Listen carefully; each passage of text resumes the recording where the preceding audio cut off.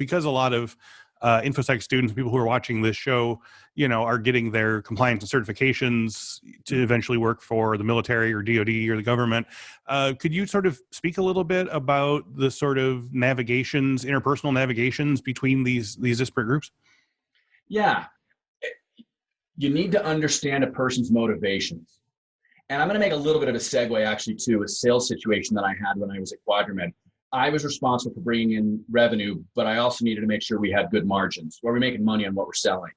And I made a decision and I sold it to the executives, all the C-level people, that we're going to stop selling hardware. And I really upset a senior person. And he was very angry with me. And I told him, I said, but I'm saving margin, and that's what the chief financial officer wanted. And this guy was compensated on his revenue. He didn't care how much he made on it, he cared about revenue. And what I learned there was, you can't make everybody happy. And it was the right thing for our business and for our customers. I stand by that decision, but I probably should have known a bit better about the seller's motivation and how he would have been angry. And going back to the DoD, a civil servant has different motivations than a military officer. A military officer has different motivations than an enlisted person. And contractors have different motivations than everybody. They want to stay employed. And when you're working with other contractors, maybe you're a sub, maybe there's a new renewal coming up and you're competing, it gets pretty difficult. And you run into some serious ethical problems, because if people don't have the goal of the customer, or you don't have an alignment of goals, you're going to be fighting with each other. And just a real example, a civil servant may not want to get the project done too fast, because then they're not going to need as many employees. And if they're judged on how many employees they have, and you're going too quickly and you're being too efficient, that may cause a problem for them. Meanwhile, the military people that are controlling the budget want you to go faster because they don't want to have all these people.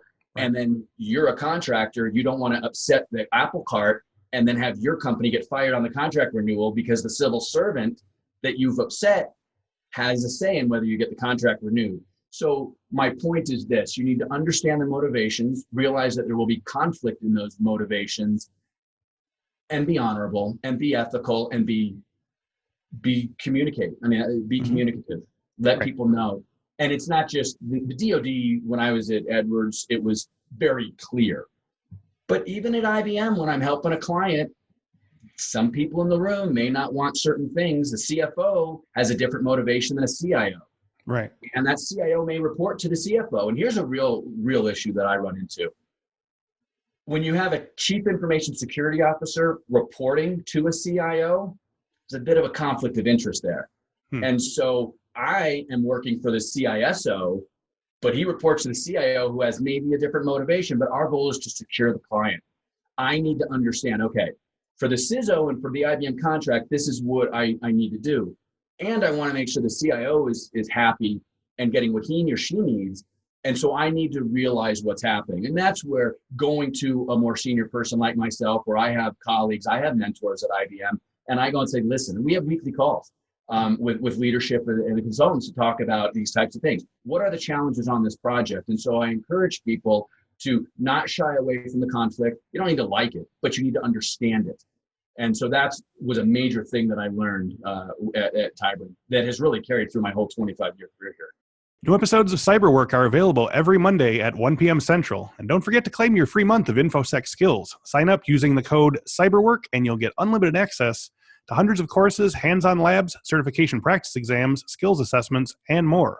Use code Cyberwork for Infosec skills.